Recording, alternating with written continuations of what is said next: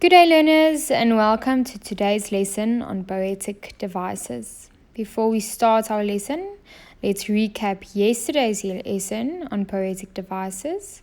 I'm asking you to please go into the comment section and then just write your answers regarding what you think the three next questions answers are. Number 1, give an example of a poetic device.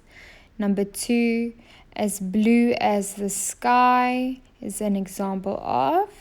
And then number 3, give an example of a metaphor. I will give you around 1 to 2 minutes to complete this, and then we can carry on with the lesson. I just want to make sure that you guys are all on track and that we know where we are standing with each other.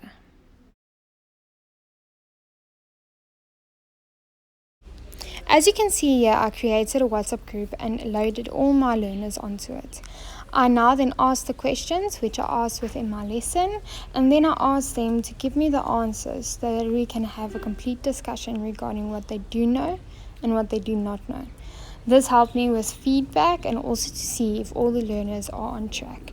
This is also a nice way of communication, as well as when they have asking questions and so forth. Okay, so now that we have all answered our questions, and mostly correctly, I would like us to recap together quickly regarding our poetic devices lesson from yesterday. The 3 questions that I asked you was, name me a poetic device. Number 2, as blue as the sky is an example of. And number 3, give me an example of a metaphor.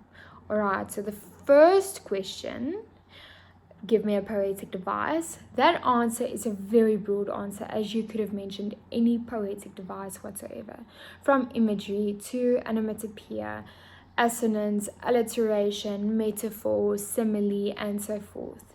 It is quite broad, and I'm sure that most of you have answered it correctly.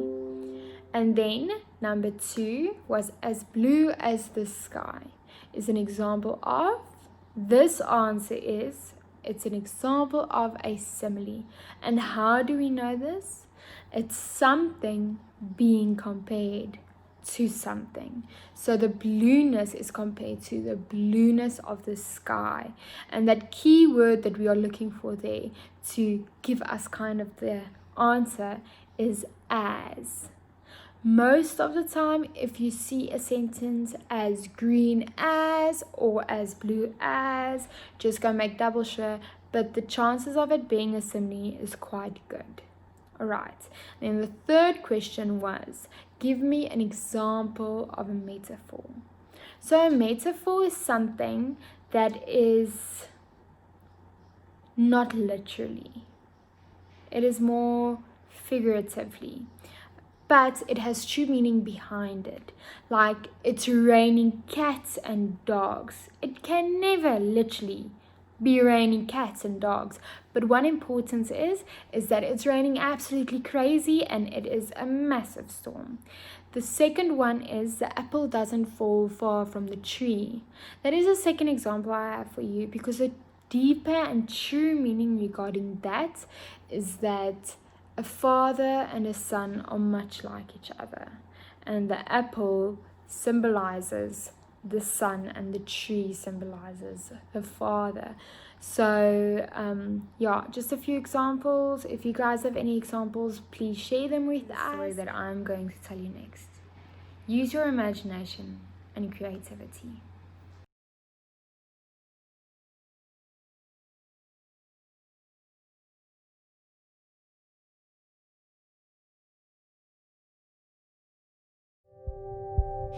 You're waking up to the gold shimmers of the sun rising over the flat horizontal line.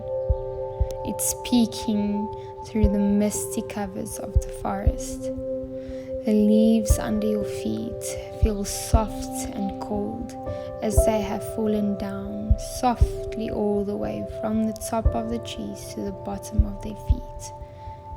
The sun rising with its shimmers over the sky. Did you guys just see what I did there?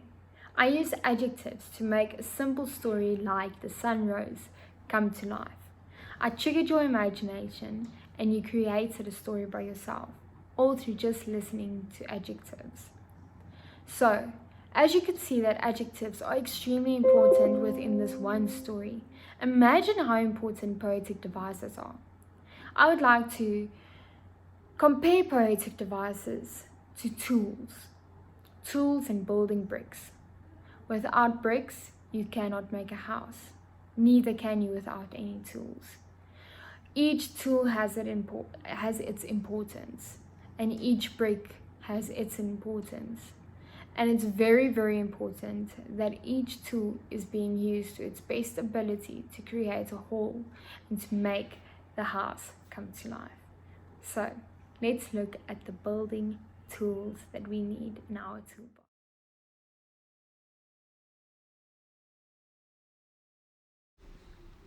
Now that we have our poetry tools, let's have a deeper look into the true meaning of them. Line breaks are writing in shorter lines to slow the reader down. Metaphors are saying that one thing is something else, like it's raining cats and dogs. Imagery is helping the reader to form a picture, to imagine the poem. Alliteration is using a single letter like S and putting it at the beginning of every neighboring word, like Sally sells, she sells.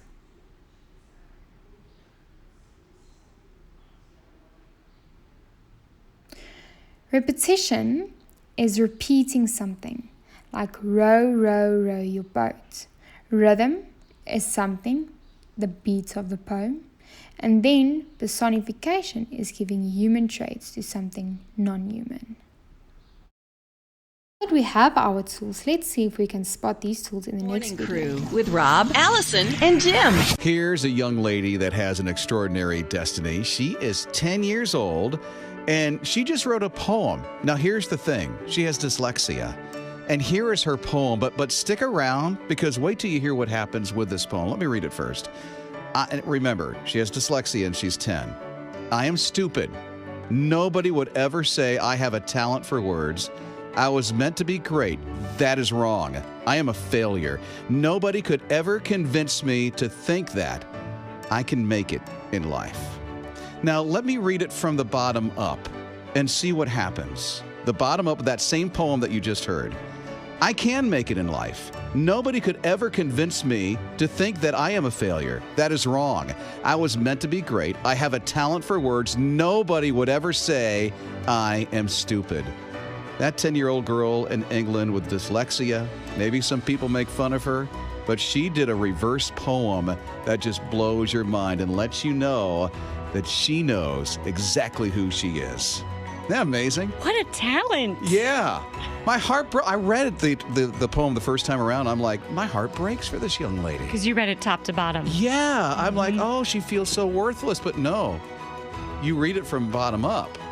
And you see the value that she has. So clever. And I love that a lot of people are getting a chance to read her poetry because it's really beautiful. Yeah, it is gorgeous. And by the way, we'll have this posted on His Radio TV, so you'll be able to take a look at it later. Apple TV, Roku. That was quite a deep poem, wasn't it? So, now that we could see all the tools used within poems, I am going to encourage you to next time when you write a poem, focus on these tools and put them in your own poem. So, for the next activity, we are going to have quite fun. Yesterday I emailed you a template. This template is for poetry bingo. So, I asked you to go and print it, and today we are going to play it. I hope that you have all your poetry bingo ready for you, because this will be scanned in and then emailed to me just to see if you have done your homework for tomorrow. Okay, so we are going to play bingo. I have 3 templates here, and these 3 templates are the ones that I've sent you. You should have chosen between one of these 3, and we are going to start playing it next. These are the 3 templates that have been sent to the learners to complete. Alright, so this is how the bingo game is going to work. On your template, you're going to stand ready with a pen and cross over the following things that I'm going to say. For example, I'm going to say simile, and then you should cross over as busy as a bee. Next one, example like alliteration. You should cross over an example of alliteration.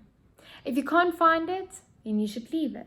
But the first one who has 3 in a row, like say now 1, 2, 3, that is the first winner. You can then quickly write in the comment section, bingo. Let's start. First one is simile. The second one is metaphor. Look for a metaphor. The third one is alliteration. Look for alliteration. The fourth one is rhythm. The meaning of rhythm. Then the fifth one is personification. That was such a fun game. So now, for the remainder of the period, I want you guys to color in the rest of the blocks. For those who didn't reach a bingo, I'm sorry, but for those who did, well done. I'm so happy you did. So just say where you're sitting, take a pen or a pencil or whatever, but I would suggest you each take a color for metaphor, simile, alliteration, a color for each poetic device, and then just go color it in. Unfortunately, this one has pink crosses all over it, so within this one, or an empty one, or even the one that you have already with crosses over it, just go color in the block as the poetic device follows. Alright, so that is your activity for the remainder of the period, and then for tomorrow I want you guys to do a little bit of work. I'm going to give you homework, and I'm expecting you guys to email this homework to me by tomorrow night around, let's say, 8 p.m. Alright, so what I'm expecting of you is to take anything, anything from vacation to your dog to the pen in your hand, whatever it may be, and go and write me a poem by using these poetic devices, and remember your rhyme scheme. I'd really appreciate this. Thank you for listening to my class today, and thank you for attending. I really appreciate it a lot, and I'm looking forward to reading all of your poems. Goodbye.